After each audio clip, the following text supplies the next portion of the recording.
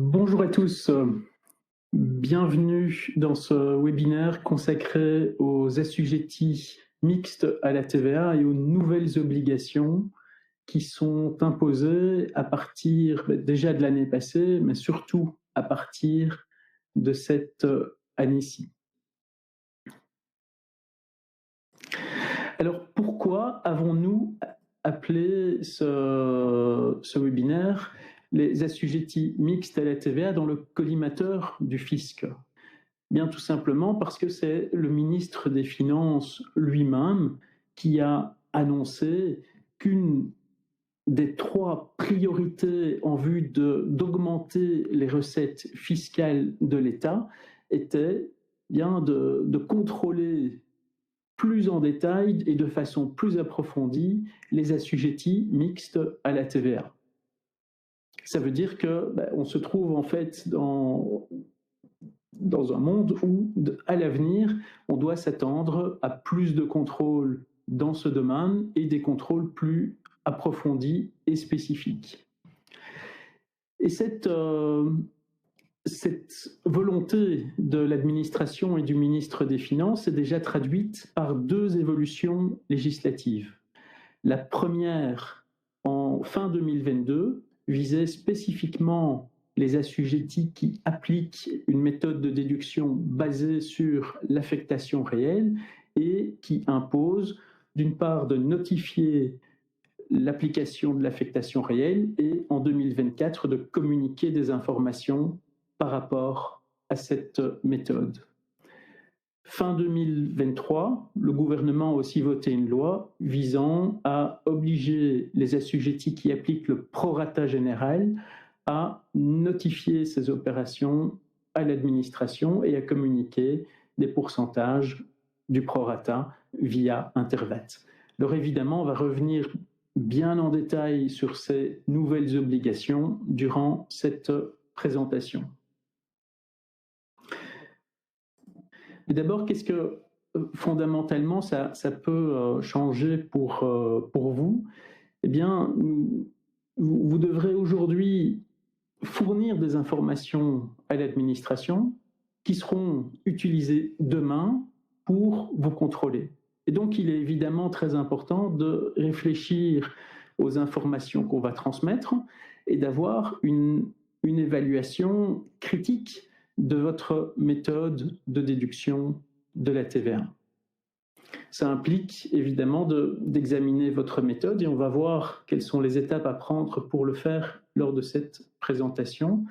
Mais ça implique aussi, dans le futur, d'avoir un contrôle plus continu sur votre méthode de déduction, ainsi que sur tout ce qui est archivage, documentation de votre méthode, etc., dans la mesure où il est clair qu'on doit s'attendre aujourd'hui à des contrôles sur tous les assujettis qui utilisent une méthode de déduction un peu particulière. Et là, j'ai déjà utilisé pas mal de termes un petit peu compliqués, assujettis mixtes, prorata général, affectation réelle, et donc je voudrais d'abord revenir sur ces termes, ces définitions et rappeler quelques principes de base pour que tout le monde puisse bien comprendre quels sont dans quel jeu on doit jouer et quelles sont les règles applicables. Ce principe de base, c'est le lien entre la déduction de la TVA et les opérations à la sortie. Alors, qu'est-ce qu'on appelle opération à la sortie? Ce sont en gros les revenus. Déduction de la TVA, c'est ce qu'on appelle, c'est sur les coûts, évidemment. Donc, on a des factures de sortie, factures d'entrée, et ce lien est fondamental pour déterminer si vous êtes un assujetti avec droit à déduction totale ou si vous avez une limitation de votre droit à déduction. Dans les revenus, on peut avoir des opérations qui sont soumises à la TVA, qui ne sont pas exemptées de TVA et qui ouvrent droit à déduction. Typiquement, on va retrouver ça dans la plupart des sociétés commerciales qui vendent des biens, qui fournissent des services. Ces sociétés ont un droit à déduction totale de la TVA. Dans le secteur non marchand et public, on aura aussi certaines entités qui font quasi uniquement des opérations soumises à TVA avec droit à déduction. Ça peut être le cas d'une régie communale autonome qui applique la TVA sur tous les droits d'entrée qu'elle facture aux utilisateurs. Ça peut être une intercommunale de gestion de l'eau qui, en général, facture toutes leurs opérations avec application de la TVA. Ça peut être une société patrimoniale qui loue certains immeubles avec TVA. Donc on a différents cas, mais il est clair que dans le secteur public et non marchand, on va avoir énormément d'opérations qui sont exemptées. Et lorsque vous faites des opérations exemptées, votre droit à déduction de la TVA est limité. On va retrouver beaucoup d'entités qui sont 100% exemptées de TVA. On peut beaucoup d'associations culturelles, d'ASBL sportives, d'ASBL dans le secteur social, ne font que des opérations exemptées de TVA. Certaines polycliniques qui ne font aucune opération, je veux dire, non thérapeutique qui pourrait être soumise à TVA peuvent aussi être entièrement exemptées de TVA. Alors à côté de ça, on a aussi ce qu'on va appeler des opérations hors du champ d'application de la TVA. Donc ce sont des opérations qui ne sont pas soumises. Et là, notamment, on peut citer les villes et communes qui ont une activité d'autorité publique, par exemple des recettes de taxes ou des recettes de parking sur la voirie publique sont considérées comme des opérations ne tombant pas dans le champ de la TVA et n'ouvrent pas non plus droit à déduction.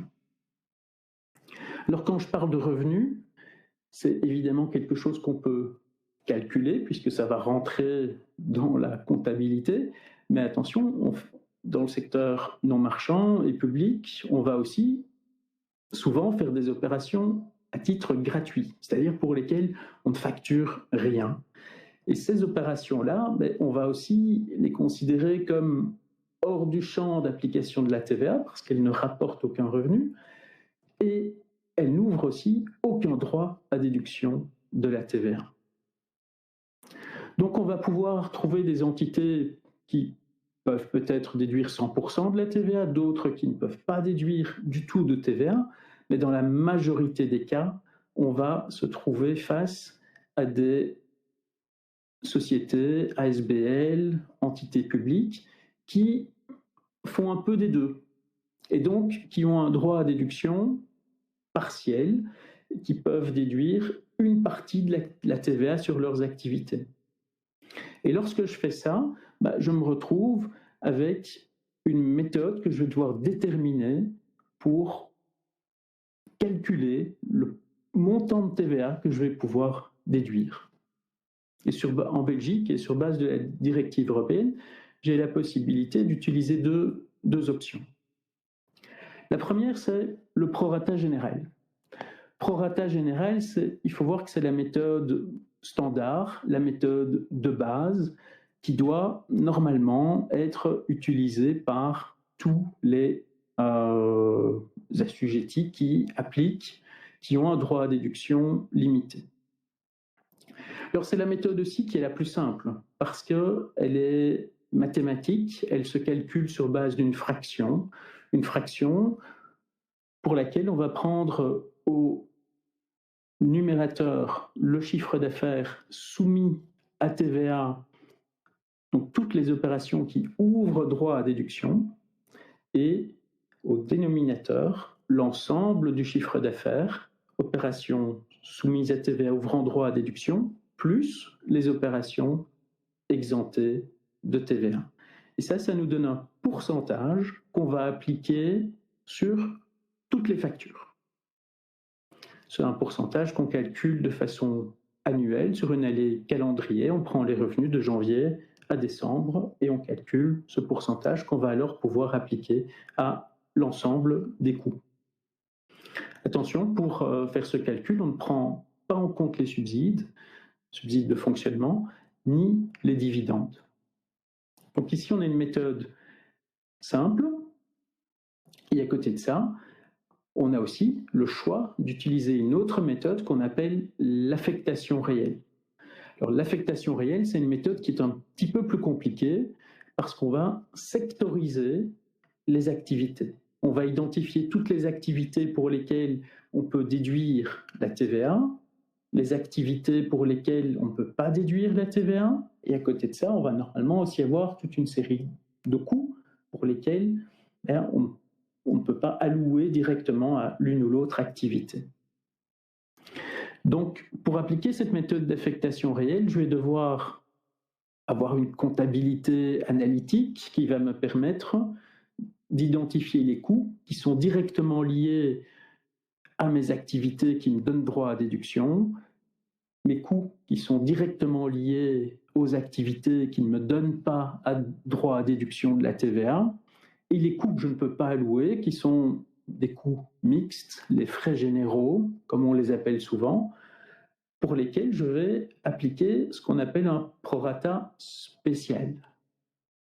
Alors, prorata spécial, qu'est-ce que c'est? Vous avez vu, on a déjà parlé de prorata pour le prorata général. Le prorata général se calcule sur base du chiffre d'affaires. Mon prorata spécial, je peux aussi le calculer sur base du chiffre d'affaires, mais j'ai aussi la possibilité d'utiliser d'autres méthodes. Parce qu'il n'y a pas de règle spécifique pour le calcul du prorata spécial. A priori, toutes les méthodes peuvent être admises, pour autant qu'elles soient suffisamment objectives et contrôlables par l'administration. Quelques exemples. Si je dois calculer un taux de déduction, un pourcentage de déduction de TVA sur un immeuble, bien typiquement, parce que j'ai un étage qui est utilisé pour des activités soumises à TVA et les autres étages ne le sont pas. Typiquement, je vais utiliser les mètres carrés. Lorsque je dois déterminer le droit à déduction sur des frais généraux, type occupation d'un bureau, électricité, etc., mais je peux utiliser le temps passé par les personnes qui utilisent toute cette infrastructure. Donc sur base de timesheet, par exemple, je vais pouvoir dire j'ai 30% de mon temps du temps passé par mon équipe qui est affecté à des activités soumises à TVA, et donc je vais déduire 30% de la TVA. Évidemment, je dois pouvoir démontrer tout ça de la façon la plus précise possible. Donc pour les prorata spéciaux, on a toutes sortes de méthodes, et typiquement, on va avoir des entités qui vont appliquer parfois plusieurs prorata. Je peux prendre le cas, par exemple, du secteur hospitalier, où on va avoir plusieurs secteurs d'activité, par exemple le secteur parking payant pour lequel on va déduire 100% de la TVA, la cafétéria pour lequel on va déduire 100% de la TVA, d'autres activités pour lesquelles je vais calculer un prorata spécial sur base du revenu. Je vais peut-être avoir une activité, un bâtiment spécifique utilisé pour plusieurs activités en même temps, sur lequel je vais utiliser des mètres carrés, etc. Donc je peux avoir des méthodes relativement complexes. Et aussi dans mes secteurs où je peux déduire 100% de la TVA, parfois je dois quand même un petit peu limiter ma déduction parce que mon parking est peut-être gratuit pour un certain nombre de personnes, que ce soit le personnel soignant ou certains patients. Et donc, si c'est gratuit, je vais devoir limiter ma déduction. Même chose pour ma cafétéria. Si j'offre des repas gratuits à certaines personnes, je vais devoir limiter ma déduction, etc. Donc, on se retrouve vite dans des situations qui peuvent être complexes à déterminer. Et pour autant, l'affectation réelle reste souvent une méthode qui est plus efficace et plus avantageuse en matière de déduction de TVA que le prorata général. Ce n'est pas toujours le cas, mais je veux dire très souvent. Petit exemple ici sur la différence entre le prorata général et l'affectation réelle. j'ai une ASBL qui fournit des services exemptés de TVA, mais à côté de ça, elle vend aussi du matériel médical. Ce matériel médical, elle l'achète 300, elle le revend 500 plus TVA. Les services exemptés, eux, sont facturés pour un montant de 1000. Si j'applique un prorata général, je vais avoir un pourcentage de 34%. Donc j'arrondis mon prorata toujours à l'unité supérieure. Si j'applique l'affectation réelle, je vais pouvoir déduire 100% de la TVA sur l'achat du matériel médical. Je ne pourrai rien déduire sur tous les coûts qui sont directement liés aux prestations de services exemptées de TVA. Et par contre, je pourrais aussi calculer un prorata spécial sur mes frais généraux, qui pourrait être calculé sur base d'un prorata général, mais qui pourrait aussi être calculé suivant une autre méthode. Et là, il faut voir quelle serait la méthode la plus avantageuse, la plus efficace.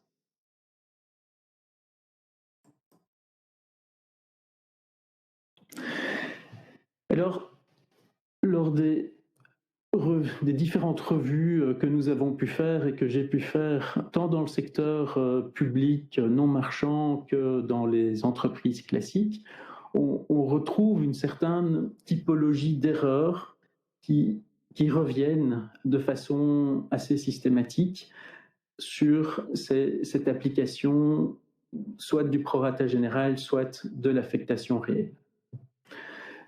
Première erreur, je dirais, c'est une erreur de compréhension. Est-ce que je suis en train d'appliquer un prorata général ou est-ce que j'applique l'affectation réelle? Comme je vous l'ai dit, le prorata général, c'est une méthode qui est simple, mathématique et qui s'applique sur l'ensemble des coûts. Ça veut dire qu'à partir du moment où, pour un projet spécifique, vous déduisez 100% de la TVA ou vous ne déduisez pas du tout la TVA, vous sortez déjà du cadre du prorata général et vous êtes plutôt en affectation réelle. Si vous calculez votre prorata général d'une façon un petit peu différente que celle qui est prévue par l'administration, c'est-à-dire uniquement sur le chiffre d'affaires, mais que vous incorporez d'autres éléments dans ce pourcentage, vous n'appliquez plus le prorata général, vous êtes en affectation réelle et probablement que vous calculez un prorata qu'on va appeler un prorata spécial. Donc c'est important de bien savoir où est-ce qu'on se trouve et quelle est la méthode qu'on utilise effectivement. Ensuite, lorsque j'utilise une méthode basée sur l'affectation réelle, classiquement, j'ai un risque d'allouer incorrectement mes coûts. Donc, c'est-à-dire de dire, tiens, tel coût doit être à 100%, tel coût doit être à 0%, ça, ce sont des coûts mixtes soumis au prorata spécial, etc. Question à se poser, c'est, OK, qui détermine cette allocation de coûts? Est-ce que c'est automatisé dans votre système? Est-ce que c'est contrôlé? Est-ce que c'est une méthode qui est revue de façon régulière ou pas? Voilà les questions à se poser. Ensuite, ce qu'on voit souvent, c'est qu'on applique une méthode qui est basée sur un petit peu l'historique. On a peut-être eu un accord dans le passé avec l'administration, ou bien on a eu un contrôle dans le passé avec l'administration où on s'est mis d'accord sur une méthode de déduction et on applique cette méthode depuis un certain nombre d'années sans trop se poser de questions. Évidemment, si les activités évoluent, s'il y a de nouvelles activités qui rentrent dans le champ, eh bien, on doit adapter le traitement TVA et aussi la méthode de déduction. Donc, c'est une erreur vraiment très classique simplement d'appliquer une vieille méthode sans la revoir de façon régulière. Autre erreur classique, c'est le fait de ne pas mettre à jour les proratas, notamment les proratas spéciaux, de ne pas les recalculer chaque année. Comme le prorata général, les proratas spéciaux doivent être revus chaque année et les pourcentages doivent varier et ça a un impact évidemment sur tous les coûts qui sont soumis à ces prorata spéciaux et ça peut aussi avoir des conséquences sur les investissements, donc frais d'aménagement de bâtiments, ordinateurs, tables, etc., qui, eux, sont soumis à une période de révision, c'est-à-dire que la déduction se fait sur plusieurs années et qui, alors, doivent varier en fonction de ces adaptations de prorata. Alors, une autre erreur qu'on voit souvent, c'est qu'on ne documente pas suffisamment la méthode de déduction. C'est-à-dire, on fait quelques calculs en Excel, etc. On les reporte dans la déclaration, mais c'est pas archivé correctement, etc. Et si on a un contrôle 3 ans plus tard, il peut devenir très difficile alors de retrouver exactement ce qu'on avait fait, surtout s'il y a eu des changements dans les équipes comptables en charge de la préparation de la déclaration TVA. Donc tout ce qui est archivage, élaboration d'une piste d'audit, documentation de la méthode de déduction vont certainement devenir un élément essentiel qui doit faire partie des choses qu'on contrôle dans la fonction finance. On peut évidemment aussi, il y a des erreurs, mais on peut avoir des bonnes surprises puisque on peut avoir des pistes d'amélioration qui ne sont pas explorées parce que simplement on applique une méthode de déduction depuis plusieurs années, mais simplement ne pense pas peut-être à l'améliorer. Notamment, est-ce qu'on pense toujours à déduire correctement la TVA sur certains frais généraux ou bien parfois on se dit non, c'est trop compliqué, je ne vais pas le faire. Posez-vous la question, regardez ces quelques points ici et dites-vous, tiens, moi où j'en suis, est-ce que je connais exactement mon statut TVA? Est-ce que j'applique un prorata général ou l'affectation réelle? Est-ce que j'ai un mécanisme de contrôle pour tout ce qui est allocation de coûts? Est-ce que c'est vérifié de façon régulière ou pas? Est-ce que je revois ma méthode de déduction régulièrement? Est-ce que je mets mes proratas généraux et spéciaux à jour? Est-ce que ma méthode de déduction est suffisamment documentée? Est-ce que je suis prêt, si l'administration vient me voir demain, pour dire, voilà, c'est la méthode qu'on applique, très facile de s'y retrouver. Vous avez ici toute la piste d'audit qui permet d'arriver des factures, de l'encodage comptable, du retraitement éventuel en Excel à la déclaration TVA. Ce sont ici vraiment les questions à se poser.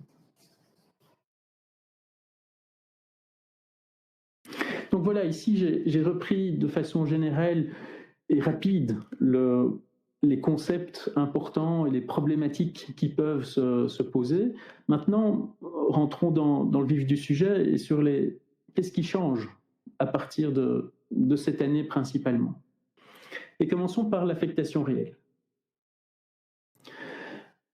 Donc fin 2022, le gouvernement a modifié la législation TVA pour imposer de nouvelles obligations aux assujettis qui appliquent une méthode de déduction basée sur l'affectation réelle.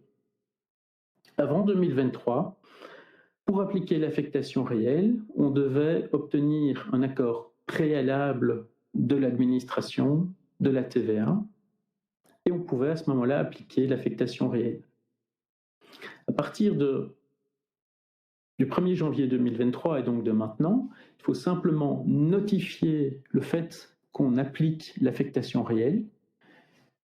Toutes les entités qui appliquaient déjà l'affectation réelle depuis 2023 et avant ont dû faire ça pour le 30 juin 2023. Donc normalement, vous avez déjà dû notifier l'administration via l'application MyMinFin en remplissant le formulaire I604, I604A ou I604B. C'est quelque chose qui normalement a déjà dû être fait l'année passée. Mais ce n'est pas tout. À côté de ça, il y a des informations complémentaires qui doivent être communiquées à l'administration et fournies en 2024. On va voir quelles sont ces informations. Et par ailleurs, il n'est plus nécessaire d'avoir un accord formelle de l'administration. Alors, la question fréquente qu'on a déjà eue et qu'on a, c'est oui, mais en fait, moi, j'applique l'affectation réelle depuis toujours. J'ai pas d'accord formel, en fait. Enfin, on n'a rien, on ne s'en souvient pas en tout cas, mais on l'applique depuis toujours. C'est le cas de certains assujettis, un certain nombre certainement. Et là, il faut se dire, mais est-ce que j'ai un risque par rapport à ça? Regardez si vous avez eu des contrôles TVA sur lesquels l'administration vous a contrôlé, a validé votre méthode d'affectation réelle sans commentaire. C'est une forme d'accord tacite. Donc, énormément d'assujettis se trouvent finalement dans cette situation. Par ailleurs, dans l'exposé des motifs de la loi, le gouvernement a indiqué que l'administration elle-même n'avait pas conservé la trace de tous les accords qu'elle a pu donner dans le passé. Donc elle avoue d'un certain côté que cette méthode n'était pas toujours la plus fiable. Alors cette notification d'application est valable, enfin de notification pour l'application de l'affectation réelle est valable indéfiniment. Donc on notifie une fois, on peut l'appliquer, et on doit l'appliquer pour minimum 3 ans. Pour éviter évidemment que certains assujettis, en fonction de calculs qui seraient plus ou moins avantageux, passent de l'affectation réelle au prorata général, à l'affectation réelle, etc. Normalement, on doit vraiment voir une continuité dans la méthode de déduction sur une période relativement longue. Regardons maintenant quelles sont ces informations complémentaires que je vais devoir communiquer à l'administration. Donc ici, ça concerne les assujettis qui appliquent l'affectation réelle et l'administration va vous demander de communiquer cette année différentes informations complémentaires, des informations chiffrées. Première chose, elle va vous demander de calculer le prorata général de l'année précédente. C'est-à-dire, vous appliquez l'affectation réelle, mais vous pouvez simplement calculer un prorata général sur base de votre revenu. Donc, chiffre d'affaires qui ouvre droit à déduction divisé par chiffre d'affaires total, ça vous donne le prorata général de l'année précédente. Normalement, c'est quelque chose qui doit pouvoir ressortir quasi directement de votre déclaration TVA. En effet, dans la déclaration TVA, j'ai des grilles spécifiques pour les opérations soumises à TVA et j'ai la grille 00 dans laquelle je reporte mes opérations exemptées de TVA. Question, est-ce qu'on a utilisé correctement la grille 00? Ce n'est pas toujours le cas. Et donc là, il faut voir si, est-ce que sur base des déclarations, de la comptabilité, je peux tout réconcilier. Ce calcul-là peut être en général relativement simple dans beaucoup d'entités. Dans le secteur public, par contre, et là je vais parler des villes et communes, ça peut poser quand même un certain nombre de questions, étant donné que les villes et communes ont la majorité de leurs revenus qui sont des opérations hors du champ de la TVA, donc les recettes fiscales et d'autres recettes parafiscales, je dirais. Et à côté de ça, elles ont différents types de revenus, beaucoup de revenus exemptés. Ça peut être des revenus qui viennent des écoles, des crèches, etc.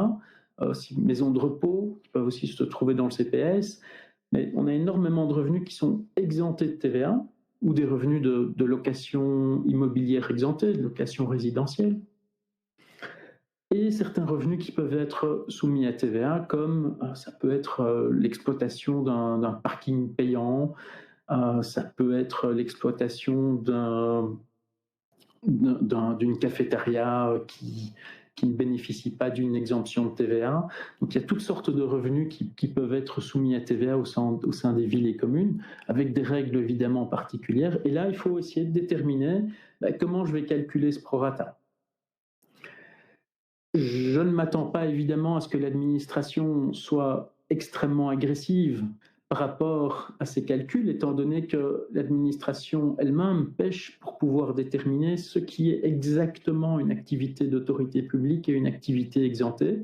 Mais l'exercice doit être fait, évidemment, et documenté le plus correctement possible. On a déjà fait l'exercice avec plusieurs villes et communes. Ça fonctionne sur base de la comptabilité communale. On doit faire certains arbitrages, évidemment, mais c'est tout à fait possible.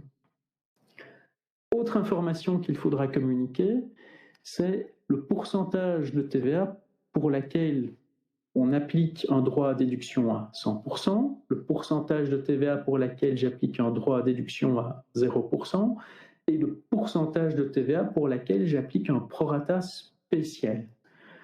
Alors, pour déterminer ça, si je me trouve dans une situation idéale, j'ai un beau tableur Excel avec toutes mes factures, le montant de base, le montant de TVA, le montant de TVA que j'ai effectivement déduit, et je vois alors si j'ai toutes ces informations, et je peux très facilement calculer les pourcentages demandés par l'administration. Dans la pratique, c'est un peu plus compliqué, parce qu'effectivement, on va avoir très souvent la TVA qui est non déductible, elle va être encodée directement avec la facture sans séparation. Et donc, je vais avoir des difficultés pour déterminer mais quel est en fait le pourcentage, quelle est ma TVA non déductible, étant donné qu'elle n'est pas directement identifiée dans mon système comptable. Ensuite, l'administration demande aussi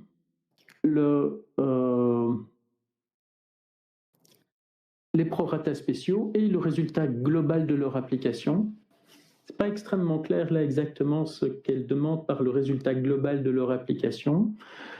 On a les pourcentages des prorata spéciaux, ça on peut certainement les donner. Il faut savoir que pour l'instant, on a très peu de commentaires administratifs par rapport à ceci. Il n'y a pas d'exemple, il n'y a pas de circulaire qui a été publié, alors que les entreprises et les SBL et autres entités vont devoir commencer à faire ce reporting.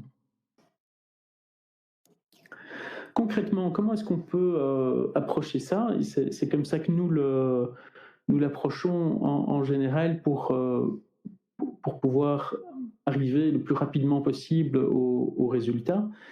Il faut partir en fait de quelles sont les données disponibles, et les données disponibles, ce sont les données qu'on utilise pour préparer la déclaration TVA. Donc on part des factures. Ces factures sont encodées dans le système comptable. Dans le système comptable, j'ai un certain nombre de rapports que je vais pouvoir sortir. J'ai mes journaux, les journaux d'achat. Ensuite, j'ai la préparation de la déclaration TVA, parce que je vais utiliser les rapports de mon système comptable et je vais potentiellement faire des adaptations en Excel pour adapter certaines choses. Donc là, on peut avoir des adaptations extra-comptables et ensuite j'arrive à ma déclaration. Ça, ce sont en général toutes les sources de données que je vais pouvoir utiliser. Sur base de ces sources de données, je dois voir où est-ce que j'en suis. Est-ce que je peux facilement, par exemple, déterminer quel est le montant de la TVA que je n'ai pas déduite et identifier sur quel coût je n'ai pas déduit de TVA. Est-ce que c'est quelque chose qui ressort facilement de mon système comptable ou pas? À vérifier. Ensuite, je dois regarder, mais attention, parce que je vais communiquer des informations à l'administration. Si mes informations ne sont pas cohérentes, c'est-à-dire si les chiffres que je communique ne correspondent pas aux informations que l'administration a déjà, c'est-à-dire mes déclarations de TVA, j'ai un risque de question. Donc j'ai intérêt à réconcilier les chiffres que je vais déterminer avec les déclarations TVA que j'ai déjà déposées. Et le problème qu'on va souvent identifier, c'est que la grille 00, donc c'est la grille dans laquelle, dans la déclaration TVA, on reporte les opérations exemptées, n'est pas correctement complétée parce qu'on ne met pas toutes les opérations exemptées dedans. Est-ce que c'est grave? bon, il y a énormément de sociétés qui ne reportent pas correctement ces opérations. Si vous l'identifiez, c'est typiquement une des erreurs qu'on va identifier lors de cet exercice. On doit décider si on corrige, si on le notifie à l'administration, si on l'explique, ou bien si on corrige uniquement pour le futur, etc. Tout ça en fonction de la matérialité de certaines erreurs qu'on pourrait identifier.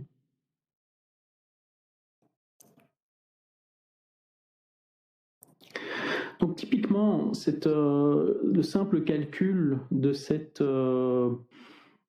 différentes informations qui doivent être fournies à l'administration, ça va permettre de faire une analyse de ce qu'on fait et de la méthode de déduction qu'on utilise. Donc d'office, c'est une remise en question de ce qu'on fait. On va identifier des erreurs, peut-être aussi des pistes d'amélioration, etc. Et là, il faudra prendre des décisions sur est-ce qu'on reporte simplement les chiffres qu'on a pu déterminer, ou bien est-ce qu'on souhaite communiquer un peu plus en détail avec l'administration pour expliquer certaines choses plus en détail, afin d'être de contrôler en fait la discussion avec l'administration et de ne pas simplement attendre des questions qu'on pourrait recevoir de l'administration. Donc ces chiffres doivent être reportés dans Intervat. Il y a déjà dans Intervat des grilles qui sont disponibles. Excusez-moi, ici j'ai repris un print screen du côté néerlandophone, mais ce sont évidemment exactement les mêmes du côté francophone. Vous avez le prorata que vous devez indiquer, vous avez les pourcentages de TVA pour lesquels vous déduisez 100%, 0% pour lesquels vous appliquez un prorata spécial, et vous avez la possibilité d'introduire 5 prorata spéciaux. Si vous avez plus de 5 prorata spéciaux, il faudra faire une annexe. Typiquement, on peut avoir de nombreux prorata spéciaux dans le secteur hospitalier, mais aussi et certainement dans les unités TVA, puisqu'en fait, c'est l'unité TVA, si vous avez une unité TVA, qui doit notifier d'une part l'administration qu'elle applique l'affectation réelle et qui doit compléter les différents pourcentages et chiffres à reprendre sur Intervat. Dans une unité TVA, à partir du moment où j'ai plus de 5 membres et où j'ai des activités qui n'ouvrent pas à 100% droit à déduction, je vais typiquement avoir plus de 5 prorata spéciaux et donc je devrais faire une annexe. Donc vous voyez, ces différentes informations qu'il faut communiquer à l'administration, c'est un petit peu le moment pour se dire, tiens, je dois regarder plus en détail ma méthode de déduction, parce que si je ne le fais pas, je vais transmettre des informations que je ne maîtrise pas totalement et je risque d'ici 1 an, 2 ans, 3 ans d'avoir un retour de l'administration qui va commencer à m'interroger sur les informations que j'ai communiquées. Alors, quels sont les délais pour soumettre ces informations? Ça dépend un petit peu de la situation où vous vous trouvez. On va se dire que la majorité d'entre vous, si vous appliquez l'affectation réelle, vous l'appliquez probablement déjà depuis avant 2023. Et donc, à ce moment-là, si vous êtes un assujetti déposant trimestriel, vous devrez fournir ces informations dans la déclaration du premier trimestre, c'est-à-dire au plus tard le 22 avril 2024. Pour ceux qui appliquent depuis longtemps donc l'affectation réelle et qui sont déposants mensuels, vous devrez remettre ces informations au plus tard dans la déclaration du mois de mai, c'est-à-dire pour le 20 juin 2024. Pour les autres, c'est au cours du premier trimestre ou bien lors des 3 premiers mois de l'année 2024 pour les déposants mensuels. Alors, question qui se pose, mais est-ce que je dois calculer c'est les différentes informations complémentaires demandées par l'administration sur la base de l'année 2023 ou de l'année 2022. Et là, je dirais qu'il y a une tension entre la loi, parce que si on lit strictement la loi, il faudrait utiliser les chiffres de l'année 2022 parce que vous aviez l'obligation de notifier le fait que vous appliquiez l'affectation réelle pour le 30 juin 2023. Par contre, il y a des commentaires qui sont publiés sur MyMinFin et ces commentaires administratifs indiquent que vous devez vous baser sur les données de 2023. Donc là, il y a certaines tensions. On a posé la question à l'administration pour qu'elle clarifie ça, mais on n'a pas encore reçu de réponse. Je pense que travailler sur l'année 2023 fait du sens, puisqu'on est en 2024. Mais bon, ce n'est pas tout à fait conforme à la loi.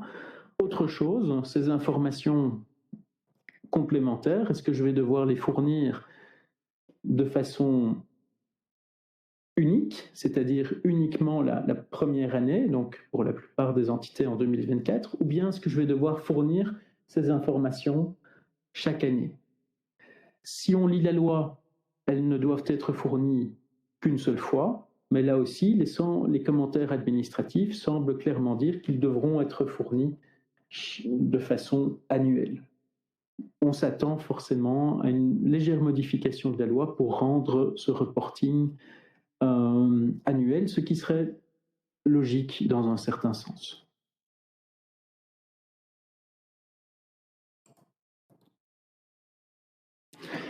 Alors, suite à ces modifications législatives, il y a eu un certain nombre de questions parlementaires et de réponses du ministre des Finances qui, on doit l'avouer, ont apporté à certains moments une certaine confusion parce que on ne sait pas toujours très bien comment interpréter les réponses du ministre pour des cas qui sont très spécifiques, comme je vais le dire ici. Tout d'abord, le ministre des Finances a indiqué que certains assujettis n'étaient pas soumis à cette obligation de notification et de reporting.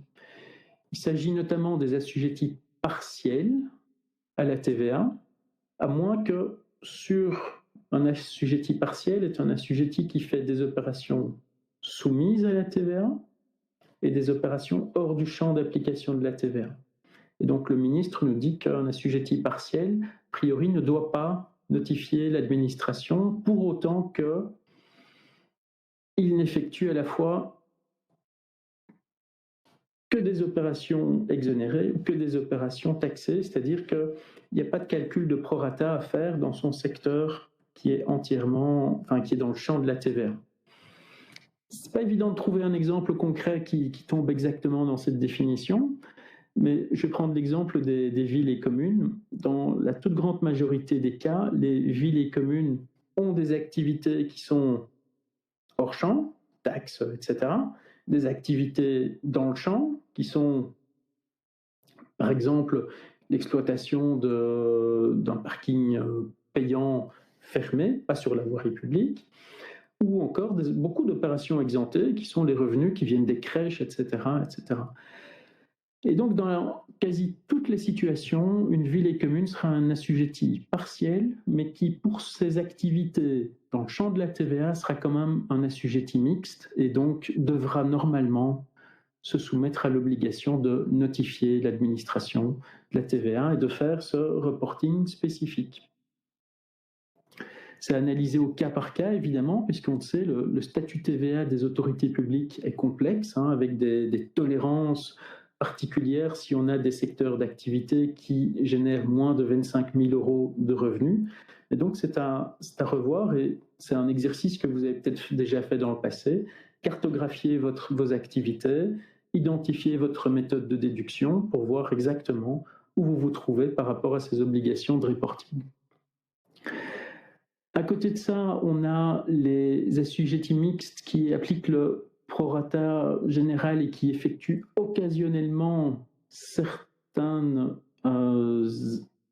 opérations qui sont soit des ventes de biens d'investissement, par exemple la vente d'un immeuble sous le régime des droits d'enregistrement, ou qui ont des revenus d'opérations immobilières ou financières exemptés de TVA. Dans ce cas-là, et c'est quelque chose qui s'applique déjà depuis longtemps, parce que c'est prévu dans la loi, en fait, on sort ces activités d'un calcul de prorata, et simplement on ne déduit pas la TVA sur les coûts qui sont liés à ces activités.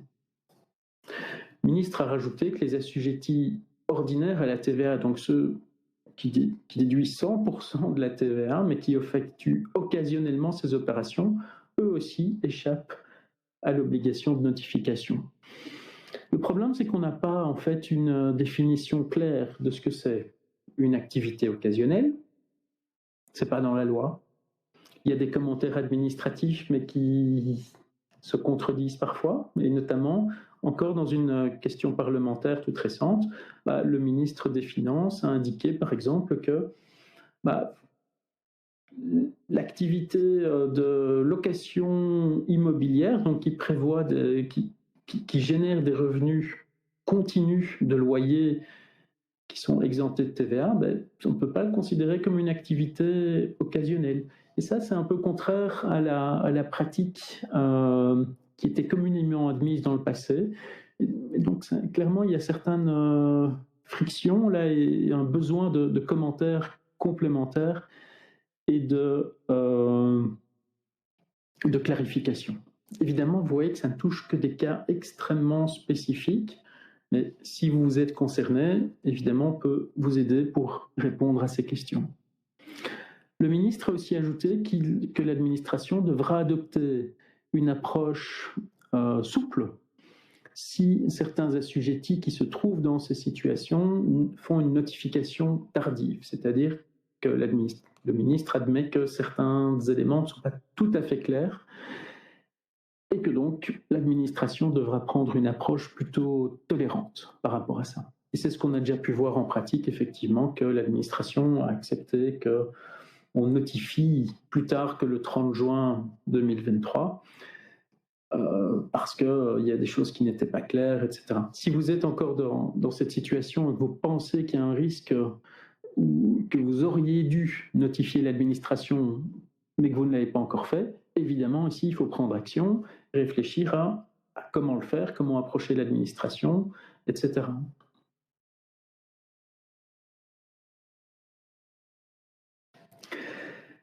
Donc, en ce qui concerne les assujettis qui appliquent l'affectation réelle, il y a plusieurs choses. C'est notification, communication d'informations complémentaires, mais la loi prévoit aussi un renforcement important des pouvoirs de l'administration en ce qui concerne le contrôle de la méthode de déduction.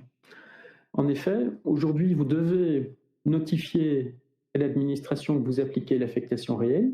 Cette notification n'est pas un accord de l'administration, c'est simplement une information que vous leur donnez, mais l'administration peut revenir vers vous dans un délai de 2 ans après la notification pour vous dire non, en fait, vous ne pouviez pas appliquer l'affectation réelle et il faudra appliquer le prorata général. Dans quelle situation ça pourrait se présenter ? Si vous appliquez une méthode d'affectation réelle qui n'est pas du tout conforme à ce qu'on fait en pratique, quelque chose qui est hors des pratiques du marché et des bonnes pratiques habituelles, ou bien vous appliquez l'affectation réelle, mais vous ne l'appliquez pas du tout correctement et vous n'avez rien qui permet de justifier, par exemple, votre allocation de coûts vers vos différents secteurs d'activité. Dans ce cas-là, l'administration pourra vous dire, avec effet rétroactif, application du prorata général, ça peut avoir un impact financier significatif. L'administration peut aussi refuser l'application de l'affectation réelle si vous n'avez pas notifié dans les temps. Donc c'est très important, cette nouvelle obligation de notification. Et globalement, l'administration conserve tous ses pouvoirs de contrôle. C'est-à-dire que pendant les périodes normales de contrôle, elle va toujours pouvoir vous indiquer qu'il faut soit adapter, soit modifier votre méthode de déduction. Ça pose évidemment des questions en matière de sécurité juridique.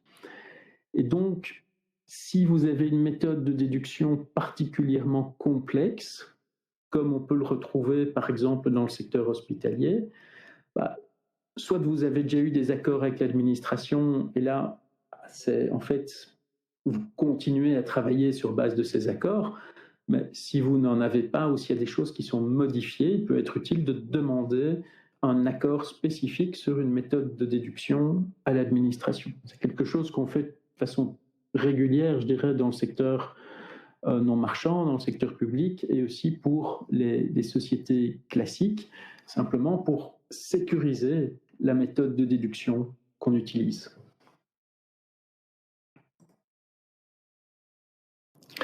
Voilà, donc ici j'ai fait le point sur le prorata, enfin sur l'affectation réelle, et c'est là que les changements sont les plus importants, mais les entités qui appliquent le prorata général, elles aussi ont de nouvelles obligations. Très rapide rappel, le prorata général, donc comme je l'ai dit, se calcule sur base d'une fraction, chiffre d'affaires soumis à TVA divisé par chiffre d'affaires total, etc. Ça se fait sur une année calendrier de janvier à décembre. Évidemment, on n'a pas toujours tous les chiffres au bon moment, etc. Et donc, on travaille avec un prorata qu'on appelle un prorata provisoire sur une partie de l'année, qui est le prorata de l'année précédente. Ensuite, on calcule un prorata définitif, etc. Et tout ça en continu. C'est un effet où on a un recalcul qui normalement se fait dans la déclaration TVA du mois de mars. Petite remarque, évidemment, même chose pour le prorata spécial et les proratas spéciaux, ils doivent être adaptés dans le temps. Quelles sont maintenant les nouvelles obligations ?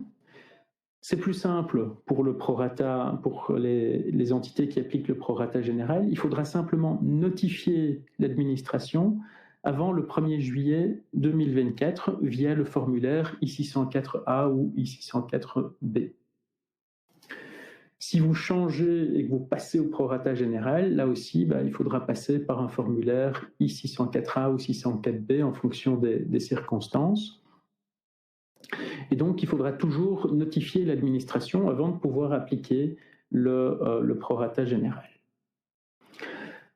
Par ailleurs, il faudra aussi communiquer le prorata provisoire et le prorata définitif via Intervat. Et là, il est déjà prévu que c'est un reporting qui devra se faire de façon annuelle.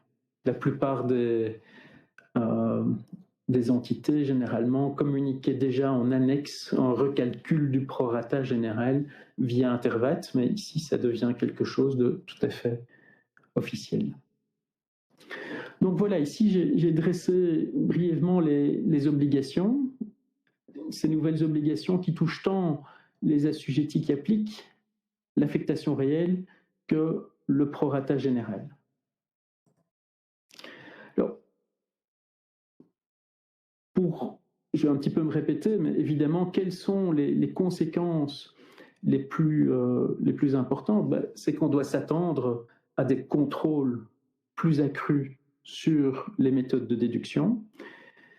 On a posé la question à l'administration, mais qu'est-ce que vous allez faire avec ces informations ?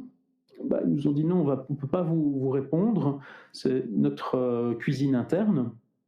Mais je dirais que ça semble assez évident. L'administration va maintenant disposer d'une forme de cadastre de méthodes de déduction applicables dans différents secteurs.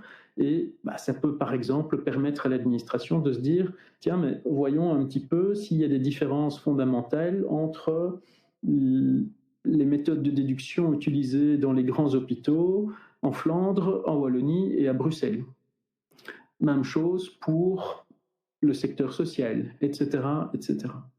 Donc, ils ont toute une série d'informations qu'ils vont pouvoir utiliser pour contrôler de façon plus effective. Et ça implique que, selon nous, il faut revoir, et c'est un petit peu le momentum, il faut revoir la méthode et s'assurer qu'on est suffisamment à l'aise avec la méthode de déduction qu'on utilise aujourd'hui et, si nécessaire, prendre les actions nécessaires. Évidemment, nous, on peut vous aider pour faire une validation de votre méthode, de faire un sanity check, comme on le dit. On peut vous aider pour vous aider à calculer les données qui doivent être communiquées ou vous donner des tips pour la façon de le faire ou pour valider ces données. Et évidemment, mais ça c'est plus un travail qui est à faire chez vous en interne, c'est d'assurer un suivi régulier de la méthode de déduction par des contrôles internes, par documentation de la méthode, archivage, piste d'audit, éventuellement essayer d'automatiser certaines choses, etc. On passera toujours par un certain nombre de fichiers Excel. Hein. Ça reste compliqué quand on utilise l'affectation réelle, mais on peut de plus en plus automatiser certaines choses avec les logiciels comptables. Voilà, je vais m'arrêter ici, mais je vais vérifier rapidement les questions qui sont posées. Quelqu'un me demande si on peut cumuler le prorata général et l'affectation réelle dans une même entité pour des activités différentes. Mais non. En fait, à partir du moment où vous avez un prorata général et de l'affectation réelle, votre prorata général est un prorata spécial. C'est une question très courante qu'on a. Et donc, vous êtes globalement soumis à toutes les obligations de reporting qui concernent l'affectation réelle.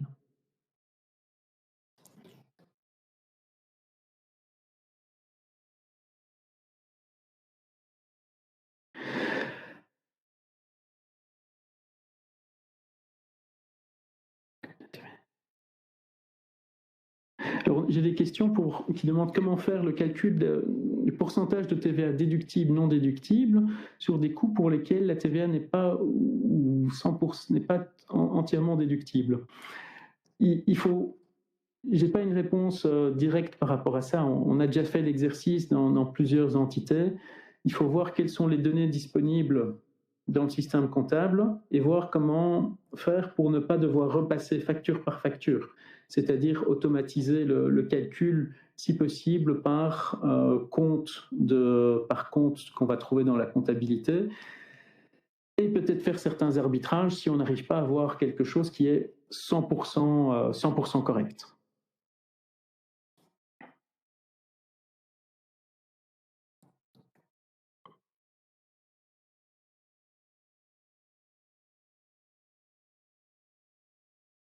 Prochaine question, dans l'unité TVA, est-ce qu'on doit reprendre toutes les opérations des membres pour calculer les pourcentages? A priori, oui.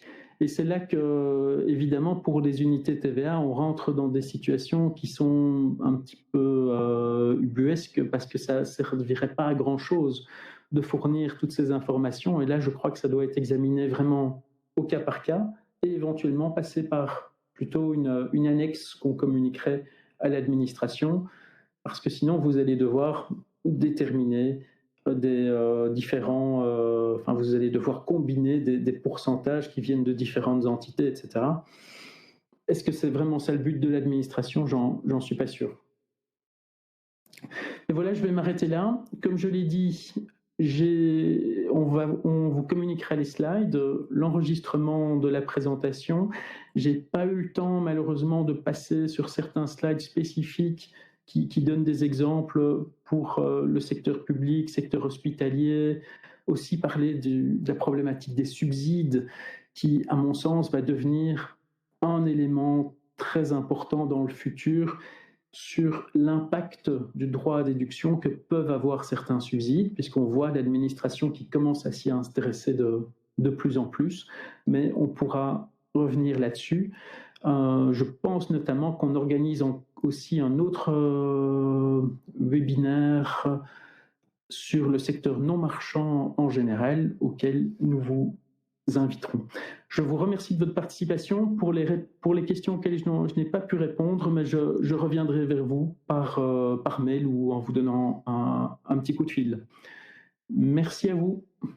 À bientôt. Au revoir.